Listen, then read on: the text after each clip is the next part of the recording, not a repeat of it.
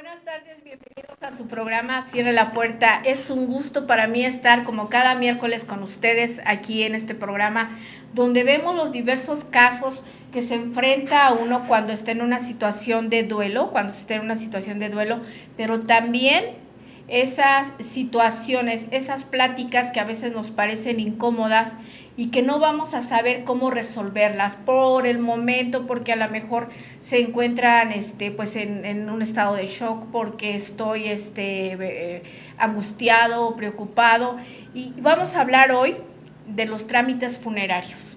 Agradezco a todos a quienes nos hacen llegar sus mensajes con las dudas, con las preguntas, proponiendo los temas. Gracias porque les gusta el programa, gracias por seguir la barra programática de JMS Radio Diversidad Auditiva. Y bueno, hoy le damos la bienvenida a licenciado Daniel Escorza Hernández. Estrada, ¿no? ¿De dónde me sale que es Escorza? Imagínense si estuviéramos en un juicio y me agarran de testigo, ya salió mal. Abogado, bienvenido.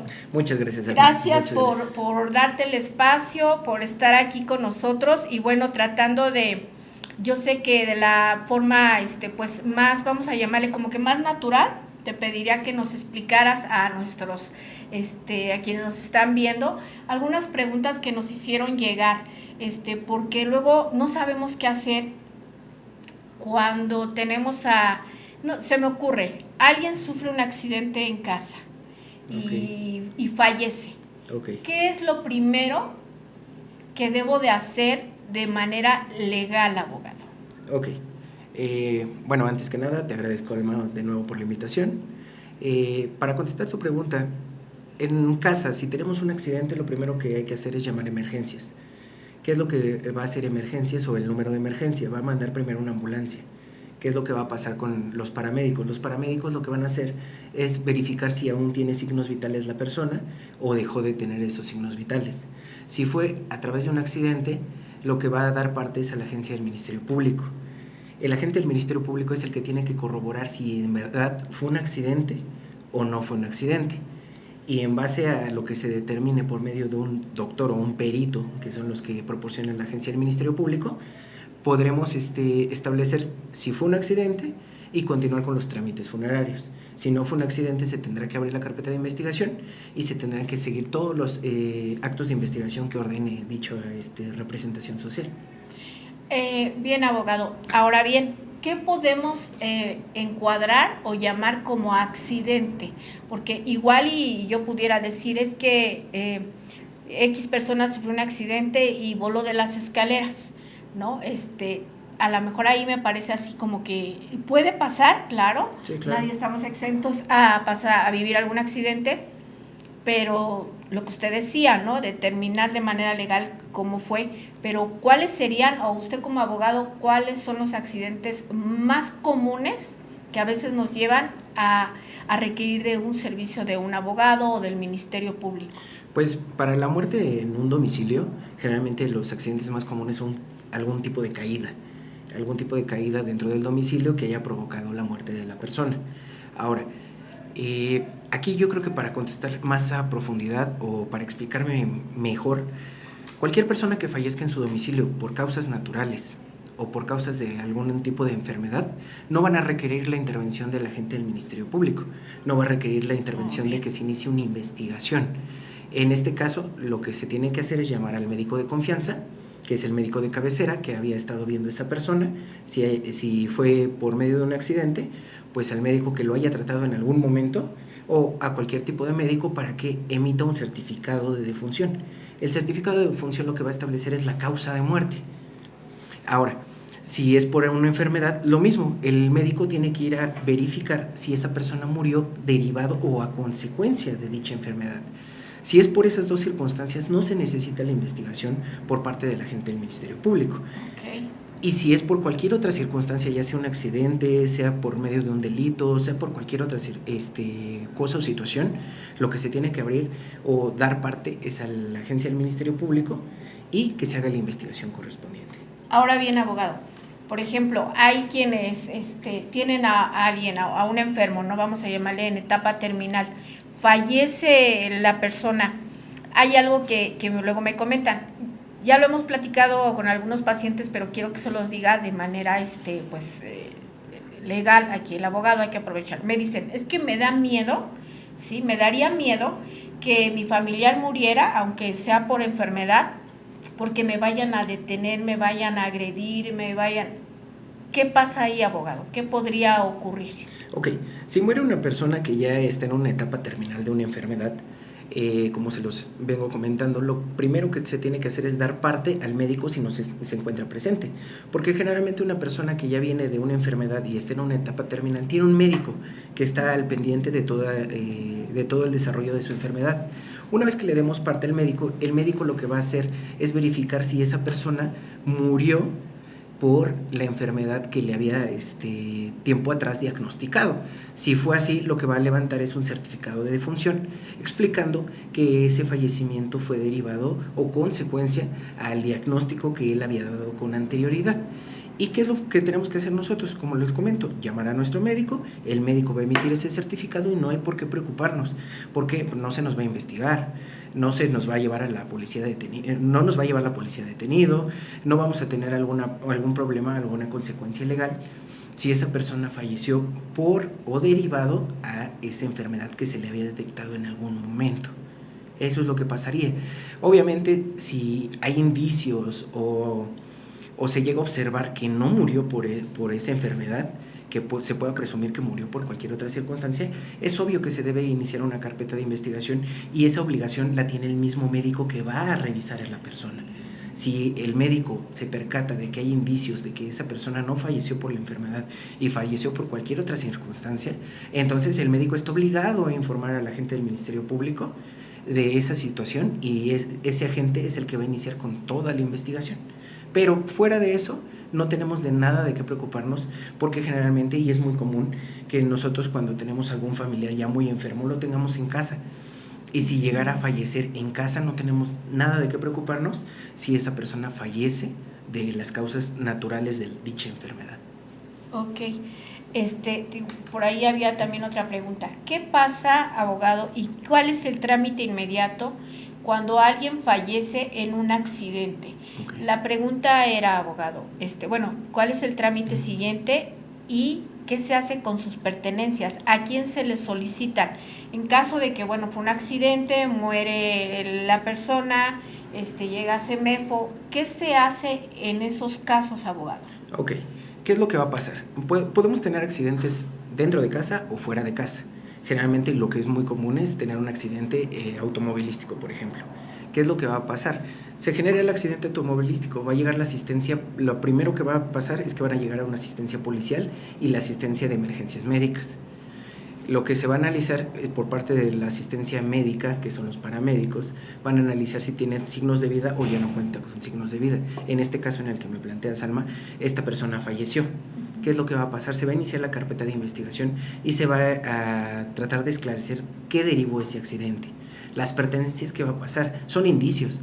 Todo objeto que se encuentre en el lugar de los hechos donde ocurrió ese accidente va a ser un indicio. Esos indicios van a ser trasladados a la agencia del Ministerio Público y el agente del Ministerio Público es el que va a estar obligado o el que va a ser responsable de dichos indicios a través de su policía investigadora.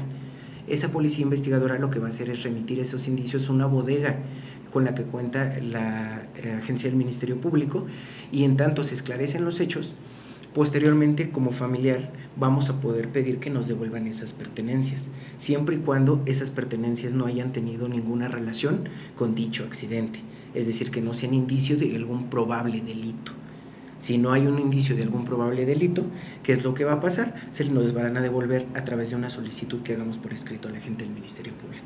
Y por ejemplo, abogado, se me ocurre ahorita que decía, si no se encuentra que haya algún artículo que haya provocado el accidente, se me ocurre, por ejemplo, cuando hay un enfrentamiento, hay una riña, estamos hablando de pues que no sé, hay de por medio un arma de fuego, un arma blanca, ahí ¿qué procede? Ok, en el ejemplo en el que me pones, Alma, en que haya una riña, generalmente ¿qué es lo que va a pasar? De nueva cuenta van a llegar la asistencia de seguridad, que es la policía, y el objeto que se encontró en el lugar donde se llevó a cabo la riña, ya puede ser un objeto punzocortante o un arma de fuego, esa arma de fuego o ese objeto punzocortante van a ser asegurados por la policía de investigación. La policía de investigación tiene todo un procedimiento para asegurar ese indicio, llevarlo a la agencia del Ministerio Público, ponerlo ante la fe del Ministerio Público y decirle, mire, hubo una riña, ellos entregan un informe policial homologado. Ese informe va a establecer todo lo que ellos vieron al momento de llegar y de lo que se llegaron. Es decir, si hubo testigos, van a pedir la entrevista de dichos testigos. Si los testigos señalan, es que ellos estaban peleando, de momento uno sacó un cuchillo o sacó un arma de fuego y agredió a la otra persona con ese arma de fuego o con ese cuchillo. Desde ese momento se convierte en indicio ese cuchillo o arma de fuego. Y eso va a quedar resguardado por el agente del Ministerio Público hasta en tanto no culmine la investigación. Pero es una prueba vital, porque si murió la otra persona por una herida de arma de fuego o por una herida punzocortante, no podemos eliminar ninguno de esos dos objetos. Entonces todo eso va a quedar bajo el resguardo del agente del Ministerio Público. Ok, abogado, excelente, muy entendible. Ahora, ¿cuáles son los trámites cuando hay una muerte? Bueno, ya hablamos hace un momento de la muerte natural, que llegue el médico y demás. ¿Qué tan complicados es realizar estos trámites funerarios? ¿O Pues, estos trámites funerarios legales? ¿Estaría yo en lo correcto? Es que generalmente es un procedimiento administrativo más allá de un trámite legal. ¿Qué es lo que pasa cuando una persona fallece, por ejemplo, en su casa? Generalmente ya se nos ha facilitado a nosotros como sociedad mucho esta parte. ¿Por qué? Porque si fallece de causas naturales o fallece por una enfermedad, ¿qué es lo que va a pasar? Lo que necesitamos hacer primero es contactar al médico. Se nos da el certificado de defunción y posteriormente hay que contratar un servicio funerario. ¿Por qué? Porque bajo el reglamento, aquí en la ciudad de Pachuca hay un reglamento en el que se establece que los permisos para trasladar un cuerpo de una persona que falleció solo lo tienen las agencias funerarias. Y las agencias funerarias son las que van a trasladar el cuerpo del domicilio a el lugar donde se va a velar a la persona y posteriormente de ese lugar al panteón o al lugar donde van a descansar los restos de dicha persona. Pero ¿qué es lo que pasa? Se nos facilita ya mucho esa situación porque generalmente quien se hace cargo de todo ese procedimiento administrativo es el servicio funerario que nosotros contratamos. Entonces, más allá de eso, solamente tenemos que dar parte a nuestro médico, posteriormente que nos emita nuestro certificado de defunción, dar parte a un servicio funerario que queramos contratar y generalmente todo el demás procedimiento administrativo lo va a hacer el servicio funerario. Efectivamente. Ahora bien, cuando se contrata, una vez contratado este servicio funerario, bueno, pues ahí en la funeraria en la que uno elija, ahí pues nos dan la opción de incluso, porque así es, vas con el certificado de defunción a la funeraria y ahí esto es natural, y es un procedimiento que no se puede brincar. La persona encargada de hacer los trámites funerarios, me refiero al féretro, al arreglo floral, a lo que se va a poner dentro de donde se va a realizar la velación, pues va una persona encargada y esa persona encargada pues se tiene que aventar tristemente el recorrido dentro de la funeraria porque ahí te van a ir explicando. Sí, te van a ir mostrando los ataúdes, te van a ir mostrando si los quieres de tapa completa cubierta, de media tapa, si se levante completa la tapa, si nada más la mitad de la tapa se deba de levantar, si lo quieres con almohada, sin almohada, si lo quieres que esté abierto el féretro, si cuando se está velando o permanezca cerrado. Ahí ya dependen los costos del féretro. Junto con el féretro incluye lo que son los servicios funerarios, que son, bueno, no sé ahora, abogado, pero antes incluía cafetería. Sí. Creo que, no sé si ahora todavía incluía cafetería, o sea, un costo extra por el servicio de cafetería, desconozco. Pues normalmente lo que yo tengo conocimiento, igual hasta el momento, es que algún tipo de servicio proporcionan eso, del tipo de cafetería, también la calidad de los alimentos que te van a dar, calidad, ya todo va, creo que regulado al precio de que uno paga, ¿no? Tristemente es algo que tenemos que hacer cuando una persona falta o una persona fallece, pero pues ya va todo adecuado al costo que tiene el servicio funerario. Que implica todo el servicio funerario. Ahora bien, dentro de ese trámite que se hace, Bueno, ahí mismo en esa funeraria te van a dar aviso en qué parte, de acuerdo al panteón que uno le elija, ya sea un municipal, ya sea uno pues privado, ahí te van a dar a conocer dónde va a estar situado, dónde va a ser el lugar, su última morada de este ser querido. Y bueno, ellos se encargarán también de hacer ese traslado, ¿sí?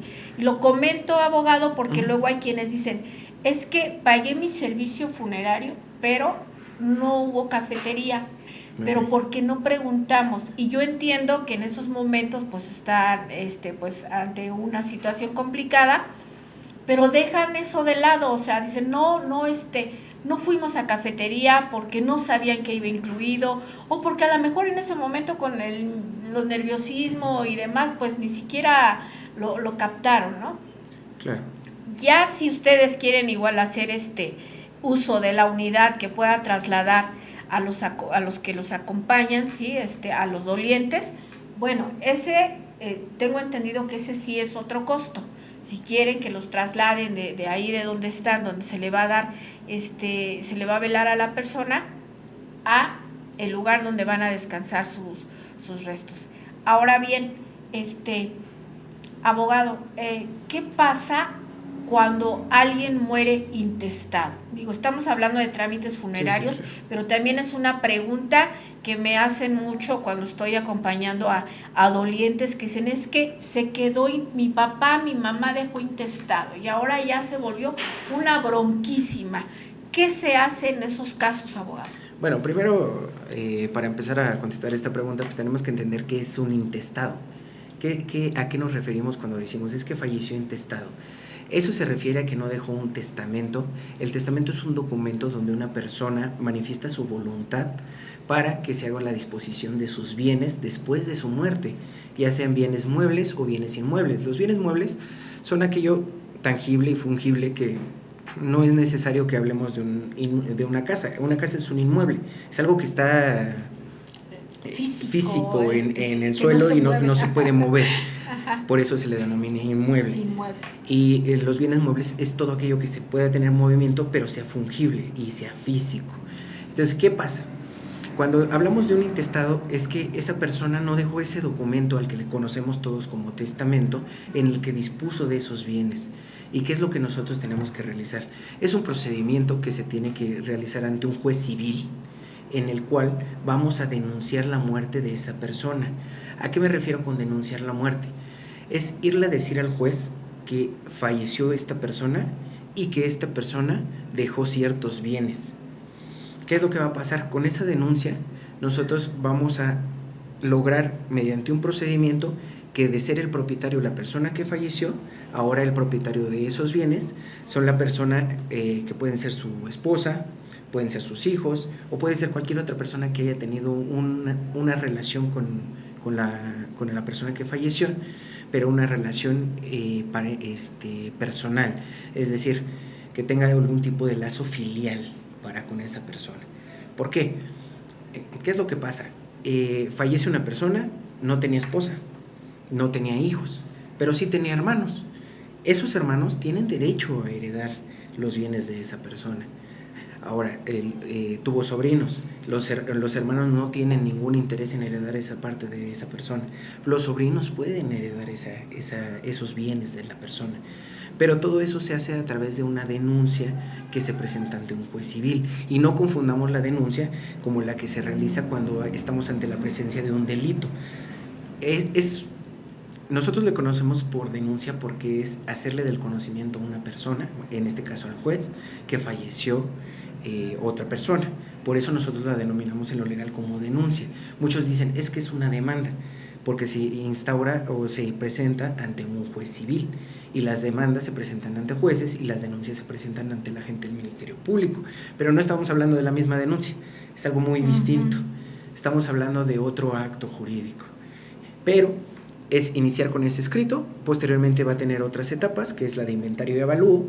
La etapa de inventario y avalúo es donde se va a ir a hacer del conocimiento del juez qué bienes tenían: casas, carros, acciones, cuentas bancarias, joyas, dinero en efectivo. Una vez que le hagamos del conocimiento al juez de todos los objetos y todos los bienes que esta persona tenía, lo que va a pasar es que se tienen que evaluar cada una de esas cosas. Es decir, la casa vale $1,000,000, el carro vale $500,000, tenía dinero en efectivo, que eran $200,000, tenían joyas, cuánto vale cada una de esas joyas. Eso se hace a través de un perito evaluador. Posteriormente que ya pasamos esa etapa, vamos a una de administración. ¿Por qué? Porque, por ejemplo, dejaron una casa que estaban rentando.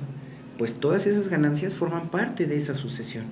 Forman parte y van a ser dueños los nuevos herederos de todas esas ganancias. Pasa esa etapa de administración y llegamos a la última etapa, la etapa de adjudicación, donde se va a establecer quiénes van a ser los nuevos dueños de esos bienes. Ok, bueno, espero haya quedado aclarada esa duda, porque pues sí llegan, aparte de que, imagínate, abogado, llegan con el duelo, ¿no? Sí, el claro. acompañamiento, pero aparte, estas situaciones de no dejar las cosas claras, de dejar papeles claros, nadie tenemos la vida comprada, ni el ser joven, ni el ser Sí, claro. una persona mayor determina que nos exime de la muerte, ¿no? Dejar todo en regla y en norma. Y es que pasa mucho, abogado, fíjate que dicen, es que somos hermanos y yo con mis hermanos me llevo pero muy bien y no creo que esto pase. Sí. ¿Y qué crees, abogado? Tú lo sabes mejor que yo. Por experiencia te puedo decir, Alma, que la mayoría de los problemas de este tipo de las sucesiones son entre familia. Es peleándose el hermano con el otro hermano, es peleándose el hermano con el tío, es peleándose el sobrino con el tío, es peleándose todo entre familia. A mí me ha llegado a tocar asuntos en los que, no llevarlos yo, pero sí verlos de cerca, que llevaban 40 o 50 años en un proceso. Fallecen los que iban a heredar, vienen los hijos y ahora los hijos son los que tienen derecho a heredar. Y nunca resolvieron esa situación. Y estuvieron peleándose y acabaron falleciendo esas personas. No se resolvió el proceso y estamos ante la situación que los que generalmente quedan son los nietos. Los nietos llegan y dicen, yo ya no me quiero seguir peleando, vamos a dividirnoslo en partes iguales y se acabó este proceso. Porque podemos llegar al expediente y un proceso de una sucesión puede ser de 40 o 50 hojas y podemos llegar a un tomo de más de 1000 hojas de proceso porque las partes no se ponen de acuerdo. Porque eso sí, cuando hay un testamento, lo que exprese la persona que falleció en el testamento, a quién se le van a quedar los bienes, ya no hay vuelta atrás. Ya no hay para atrás. Ya no hay para atrás, debe ser a esas personas. Exactamente, menos de que estemos en otro tipo de circunstancias en las cuales se pueda nulificar dicho testamento. Pero si no hay manera de nulificar ese testamento, se debe respetar la voluntad de esa persona. Pero si no tenemos testamento, todas las personas que tengan derecho a heredar son las personas que van a entrar a esa sucesión. Y generalmente quien entra en primer grado son la esposa y los hijos. Y generalmente muchas personas dicen, es que es mi mamá, o la esposa o el esposo dice, son mis hijos, no creo tener problemas. Pero a veces también se dan los problemas. Sí, es que eso pasa mucho, y lo vemos, ¿no? Quienes nos dedicamos a esta situación de ver pues cosas como estas, ¿no? Después de que alguien fallece, que dicen, bueno, es que pensábamos que como somos hermanos y nos llevábamos muy bien, nadie nos íbamos a pelear y confiamos y resulta que todos ya se están casi hasta matando, abogado. Y también otra, si incluso luego se están peleando porque yo pagué más del funeral y tú no diste un peso, sí, claro. O sea, imagínense nada más. Por eso yo creo que lo conveniente es siempre tener en regla la documentación. Y ya lo decía el abogado, se puede acudir con un notario. En realidad el notario, hay que quitarnos también esa mentalidad de que uno dice que el notario es caro. En realidad, ya nos dirá aquí el abogado, siento que no es caro ir con el notario. Ahora, todo lo que se quiera hacer, solamente en casos muy excepcionales, si yo vivo en un lugar donde no tengo el acceso a tener un abogado, a tener un notario, probablemente creo que es válido, no lo sé, abogado, hasta donde yo me quedé, una carta poder, que creo que ahora ya a estas alturas ya ha perdido validez. Okay. Sin embargo, si estoy en una ciudad donde hay abogados, hay un juez, hay un MP, no me puedo brincar la ley y decir, es que me lo dejó en este papelito escrito, sí, no, que me regalaba su reloj. O sea, no. Sí, no. No, de hecho actualmente cualquier tipo de disposición que queremos hacer respecto de un bien, en este caso hablando de testamentos, se tiene que hacer ante la fe de un notario. Y todo el proceso se debe hacer en la notaría. Hay casos excepcionales donde se puede hacer fuera de la notaría, pero debe haber un permiso especial. El permiso especial lo da el Archivo General de Notarías. El Archivo General de Notarías va a dar el permiso especial al notario para salir de su notaría e ir a un lugar al que haya indicado que va a ir a levantar el testamento. Pero no estamos hablando que se pueda hacer de un día para otro. Es decir, tenemos que llegar con el notario, comentarle dicha situación. Por ejemplo, mi papá ya no se puede levantar de la cama. O mi mamá ya está muy enferma, no se puede levantar de la cama, pero quiere hacer su testamento. No puede venir aquí a la notaría, pero pide al notario que acuda al domicilio. Ok. Entonces el notario lo que va a hacer es solicitar una autorización al Archivo General de Notarías, que es el director, y el director es el que debe dar esa autorización, pero es bajo cierto tipo de circunstancias, no es en todos los casos. Yo no puedo salir mañana con que, no sé, se me ocurre, ¿no? Mi papá vino a mi casa, me dejó escrito aquí que ya soy la dueña universal de sus bienes. No, de hecho, al momento de que el notario redacta un testamento, va a estar con la persona que es la propietaria de los bienes, y entre ellos dos van a platicar y se va a establecer a quién le va a dar esos bienes. Esa plática, de hecho, es privada y nadie puede tener conocimiento de dicha plática, a menos que la persona posteriormente salga y diga, te dejé esto a ti, pero el notario tiene la obligación de mantener en secreto lo que le haya establecido la persona que hizo el testamento, y debe asentarlo en dicho testamento, que se abrirá hasta el momento del fallecimiento de la persona. Y esto se abre a través de un proceso judicial, porque a pesar de que hay un testamento, también tenemos que llevar un juicio, y se denomina juicio sucesorio testamentario. Ya no estamos ante la presencia de un intestado, pero sí tenemos un testamento, y se debe hacer el juicio y se debe abrir el testamento ante la autoridad judicial. También lo podemos hacer ese proceso en una notaría, pero primero tenemos que ir ante la autoridad judicial, y en cierta etapa del proceso vamos a poder pedir el cambio del juzgado a la notaría.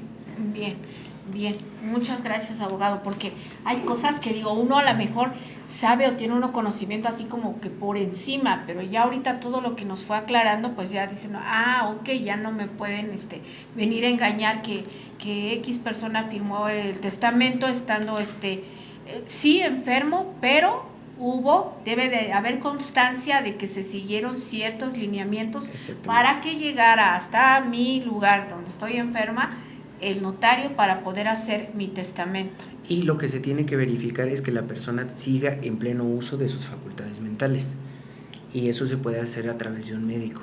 ¿Para qué? Para que en un futuro no tengamos problemas con ese testamento, porque tenemos una persona muy enferma, puede tener 80, 90 años, pero sigue todavía en pleno uso de sus facultades mentales. ¿Qué es lo que se hace? Se presenta un médico perito, un experto, el que va a establecer si sí sigue en el pleno uso de sus facultades mentales, y así se va a asentar en el testamento, se va a asentar así en el acta, que estuvo el médico presente, que valoró a la persona y que establece que esa persona sigue en pleno uso de sus facultades mentales. Esa es obligación del notario, cerciorarse de que la persona sabe lo que está haciendo. Sí, incluso usted me dirá, creo que inicia así, ¿no? Lo que es el testamento, no sé, algo así como yo, Almanelli Mendoza, en pleno uso de mis facultades mentales, dejo como heredera, tal, ¿no? Efectivamente. Pero que tiene que estar comprobado, todo comprobado, nada que se haga bajo el agua, porque todo se descubre, abogado. Exactamente, y también existen testamentos en los que no se hace, pero si hay un tema con ese testamento y se lleva a juicio y se puede comprobar que no se hizo cuando la persona estuvo en pleno uso de sus facultades mentales, el testamento se puede venir abajo. Y que aquí no tiene nada que ver, que a lo mejor yo ya llevo, 30 años con la casa de mi papá, pero no tengo documentos. En el momento que alguien lo solicite de la familia, o sea, no el habitar cierta propiedad me vuelve dueño. No, claro que no. De hecho, el habitar una propiedad a ninguna persona lo vuelve dueño. ¿Por qué? Porque ahí nos meteríamos en otras circunstancias que son causas de la posesión, de por qué estamos dentro de ese inmueble. y tenemos una causa originaria y tenemos una causa derivada. La originaria, la que nos da la calidad de propietario. ¿Por qué estoy ahí? Pues porque soy propietario. Derivada puede ser un contrato de arrendamiento. ¿Por qué estás ahí? Porque esa persona firmó un contrato conmigo en el que yo puedo usar el domicilio a cambio de una renta. Eso es una posesión derivada, y el estar rentando, por ejemplo, porque tenemos igual ese mal pensamiento de que decimos, no, llevamos 10 años, 20 años rentando, ya tenemos derechos sobre el inmueble. Tienes un derecho que en caso de que se llegue a vender el inmueble, se te ofrezca a ti primero, para que lo puedas comprar. Pero fuera de ahí no te va a dar ni el derecho de que tú seas propietario en un futuro, nada por el estilo. Y en este caso, también tenemos la mala idea de que mucho pasa en este tipo de asuntos de las sucesiones, es que yo tengo las escrituras de la casa y ya con eso yo puedo mover y hacer los trámites necesarios, y piensan que teniendo las escrituras ya pueden hacer 1000 circunstancias, y no es así. De hecho, el acceso a las escrituras la puede tener cualquier persona, porque las escrituras se inscriben en el registro público de la propiedad y el comercio, y uno puede acudir al registro a pedir copias certificadas de esas escrituras, y no importa que la otra persona tenga el segundo testimonio, que tenga las que se sacaron hace 20 años, 30 años. Lo mismo hace esa escritura que lo mismo hace la copia certificada que se fue a tramitar. Ok, abogado. Y bueno, volviendo un poquito a retomar lo de los trámites funerarios, ¿en qué casos extraordinarios se llega a autorizar la exhumación de un cadáver? Ok. Generalmente es en la investigación de delitos. ¿Qué es lo que pasa? Cuando una persona fallece y fue a consecuencia de un delito, ya pasó todo el trámite, ya lo sepultaron, pudo haber pasado 2, 3 semanas y hay nueva evidencia en el asunto, lo que va a ordenar el Ministerio Público, y no es solo por el Ministerio Público, debe solicitarlo un juez. Tiene que solicitarle a un juez que se pueda exhumar los restos de dicha persona, el cadáver, y solo así se podrá solicitar que se exhume los restos de la persona. Ok. Abogado, ¿y qué pasa, por ejemplo, se me ocurrió ahorita esta pregunta de último momento? Cuando, bueno, a mí en algún momento me llegó a pasar que acudir al panteón y que veía, yo a veces me encontraba con cajas, féretros de niños afuera de las fosas, y ya sin el cuerpo. ¿Puede existir alguna denuncia? No sé, se me ocurre. Voy y visito a, no sé, a lo que yo le decía, ¿no? A un bebé que fue sepultado, resulta que llega uno y ve el féretro incluso afuera y ya no está ese bebé, los restos, pero además recientes, o sea, porque ha pasado, abogado, y le digo que yo me he encontrado con esas situaciones, porque luego a veces son parte de la práctica en acompañamiento, decir, hay quienes me dicen, no, pues acompáñame, voy a enfrentar la muerte, ya a cerciorarme que ya murió, no sé, mamá, papá, tiene 1 año que no voy al panteón, pero si me acompaña tanatóloga, ¿no? Uno va en acompañamiento pues emocional, y me ha conmovido mucho encontrarme con esas situaciones, por decir algo, féretros de niños, porque también uno llega a encontrar féretros de adultos. Sí, de personas. Mire, generalmente hay un reglamento de panteones municipales aquí en Pachuca. En ese reglamento se incluye cuándo se va a poder exhumar ya los restos de una persona, que es generalmente con el paso del tiempo, y si no se renueva ese permiso que uno tiene para ocupar ese espacio. Si no se renueva, ¿qué es lo que pasa? Se exhuma el cuerpo y se envía a la fosa común. Los restos se van para allá. ¿Qué pasa si uno lo hace y, por ejemplo, uno está pagando lo que le solicitan en el panteón pagar? Tiene su espacio determinado, y como me planteas el caso, Alma, yo llego y ya está fuera y es reciente. Eso es un delito, porque los encargados del panteón no pueden exhumar cuerpos en el cual se hizo el pago correspondiente, no había ninguna causa para poder exhumar el cuerpo y aún así lo hicieron. ¿Por qué? Porque se deben solicitar los permisos. Por ejemplo, si va a haber una reorganización en el panteón, se deben solicitar los permisos para poder exhumar los cuerpos. No solo se hace nada más porque yo soy el encargado del panteón y voy a hacer y deshacer lo que yo quiera hacer en el panteón. Para eso tenemos un reglamento, y en ese reglamento se especifica cuándo se va a poder y cuándo no se va a poder. Con el paso del tiempo, si ya pasaron 10 años, ya nos hicieron los pagos correspondientes, si ya pasaron 20 años, nos hicieron los pagos correspondientes. Obviamente, ese reglamento visualiza esa hipótesis y establece que sí se pueden exhumar los restos y se van a mandar a la fosa común. Ahí van a permanecer si nadie los reclama. Ahora, ¿es delito, abogado, el que vendan, por ejemplo, huesos, cráneos? Sí. ¿Es un delito? ¿Cómo se castiga este delito?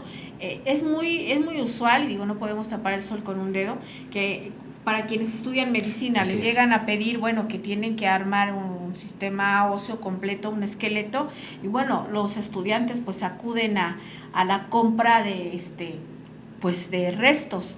Sin embargo, bueno, es un delito, ¿no, abogado? Así es un delito y se paga con prisión y se paga con una multa, dicho delito. Y los estudiantes de medicina generalmente no lo compran a alguien que esté certificado o a alguna persona que tenga legal este mercado o este negocio, porque el vender restos de una persona es un delito, ya sean huesos, ya sea piel, sea lo que sea, es un delito y se castiga con prisión y con una multa. Así que tengan cuidado ahí a estos señores que cuidan ahí el panteón, que digo, a lo mejor se confían porque pues ya son luego personas que llevan años, ¿no? Trabajando de esa manera, pero que también pone en riesgo incluso al estudiante, porque imagínense que alguien pone una queja, ¿no? Y llegan se supone sobre el que está haciendo la venta, pero también ahí dicen que tanto peca el que peca que el que agarra la pata o la sí, vaca, algo así es. Pero te conviertes pues de manera a lo mejor involuntaria y sin conocimiento pues hasta de eres cómplice eres partícipe, ¿no? de esa situación. Así que pues tengan pues mucho cuidado. Yo sé que a lo mejor a veces hay que cumplir con lo que piden en la escuela, pero hay que ver la manera de que todo sea de forma legal. Y los seres humanos tenemos la capacidad y ese libre albedrío de decidir y de elegir siempre, y que siempre sea a favor de nuestro, pero para bien. A veces queremos facilitar y brincarnos tantas trabas, abogado, y tantas cosas que decimos, no, pues voy a hacer acá, por acá me dan el permiso y no pago, y por acá puedo hacer. Tarde que temprano todas esas situaciones se caen. O lo que decía el abogado, llega alguien que dice, no, a ver, esto como que yo no estoy de acuerdo, o como que tengo una duda, y a ver, vamos a ver si, no sé, si Almanelli realmente es heredera de lo que le dejó el papá, ¿no? Exacto. Uno está confiado, pero y el día de mañana, ¿qué tal que un nieto o una nieta, a ver, que mi abuelita era la dueña? Exactamente. Y resulta que el papelito lo hice yo, ¿no? Exactamente, y yo lo que recomiendo generalmente a nuestros clientes en la firma es que acudan ante un notario, y creo que voy a regresarme un poquito a la pregunta que me habías hecho, que creo que no contesté, de si un notario es caro o no es tan caro. Depende el tipo de notario. Es como con nosotros como abogados o a los profesionistas, en tu caso, Alma. Todos vamos con profesionistas, nos dan un precio por nuestros honorarios y la persona va a decidir si los paga o no los paga. Exactamente. Ahora, ¿qué es lo que va a diferenciar a cada uno de los notarios? Su calidad de servicio que van a dar. ¿Por qué? Porque todos los notarios tienen las mismas facultades. Lo único que va a cambiar es la calidad del servicio que te van a brindar. Y también el costo de los honorarios va a ser dependiendo de lo que uno solicite al notario. Pero en el caso de un testamento no es caro. Y ahora, si queremos irnos a algo más económico, algo más accesible, tenemos el mes del testamento. Y hay muchos programas de gobierno que nos ayudan en esa parte. Podemos ir a solicitar a un notario que nos haga un testamento por 1,500 pesos. A veces llegan hasta los 1,000 pesos con algunos notarios, pero no es caro, y tenemos ya, ya nos cercioramos de que no vamos a tener ningún problema cuando ya lleguemos a fallecer. ¿Por qué? Porque pues nuestra familia ya va a tener un documento en donde esté establecido qué va a pasar con nuestros bienes y no vamos a tener ningún problema en un futuro. Entonces, lo que generalmente nosotros recomendamos a nuestros clientes es acudan con un notario, y si quieren evitar todo ese proceso, habemos gestores que hacemos los trámites notariales para que ellos ya nada más se presenten a la notaría.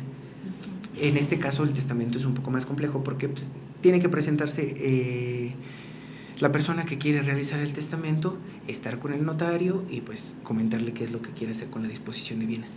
Pero fuera de eso, todos los trámites los podemos hacer nosotros también como abogados y se los facilitamos todavía un poco más para que no se sientan con la idea de que es algo muy complicado, es que es algo muy caro. No, en realidad no. Si uno se acerca a la persona correcta y se asesora de la manera correcta, se dará cuenta que la circunstancia no es tan complicada. Así es, abogado. Bueno, ¿quieres dejarles tu número telefónico, abogado, dónde te encuentras? No sé, tu página de Facebook. Claro que sí, en Facebook estamos como Abogados Escorza Hernández, esa es la página de nuestro despacho jurídico. El número del despacho es 771-209-8389.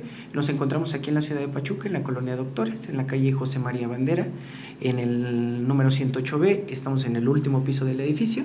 Por si gustan o necesitan de algún tipo de asesoría, ya sea en este tema o en cualquier otro tema, los podemos apoyar. Y agradecerte de antemano, de nueva cuenta, por la invitación, Alma, que me da mucho gusto que podamos compartir este tipo de conocimiento con tu audiencia. Gracias, abogado. Y bueno, espero que a nuestra audiencia de JMS Radio, Diversidad Auditiva y de este programa de Cierra la Puerta, pues hayamos aclarado muchas de las dudas, que bueno, que verdaderamente son situaciones que complican el duelo, porque pues siempre lo he dicho, no es lo mismo a enfrentar un duelo con un soporte económico pues resuelto, a decir, bueno, nos quedamos sin dinero, no tengo ni para hacer trámites funerarios, se quedó intestado, nos estamos peleando entre hermanos, no se confíe. Finalmente, si estamos hablando que es una familia unida donde no hay problemas, pues menos no veo por qué pudiera haber un problema para acudir con un notario o asesorarse a través de un abogado para dar paso a dejar todo de manera legal. Y a veces decimos, es que yo no tengo ni propiedades o no tengo grandes bienes. De verdad, yo como tanatóloga se los puedo comentar que a veces se están peleando hasta por una silla que ya no sirve. Exacto. Sí, la silla de mi abuelito ya está chueca, no sirve, sí, pero quiero la silla, pero quiero el rifle, ¿y dónde dejó su sombrero? Y quiero el reloj de mi papá, y quiero los aretes de mi mamá. Y uno pensará que no pasa. Desafortunadamente ocurre y hasta en las mejores familias. Y también vamos a llamar que a lo mejor es una situación pues natural, ¿no?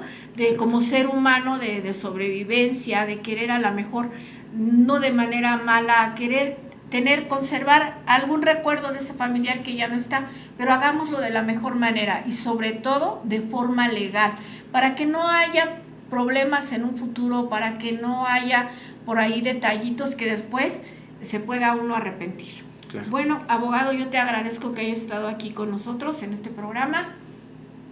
Espero posteriormente, si nos llegan algunas otras preguntas y demás, pues que te puedas dar el tiempo en otro momento para que estés aquí con nosotros. Gracias para quienes nos sintonizan, gracias por estar al pendiente de su programa Cierra la Puerta, gracias por sus preguntas, por la preferencia, gracias por sus lindos comentarios, por las felicitaciones, gracias sobre todo de manera personal cuando llega algún paciente y me dice, es que te vi en tu programa y bueno, me buscan y se vuelven ahí personas que nos dan la fortuna y la suerte de acompañarlos en momentos tan complicados.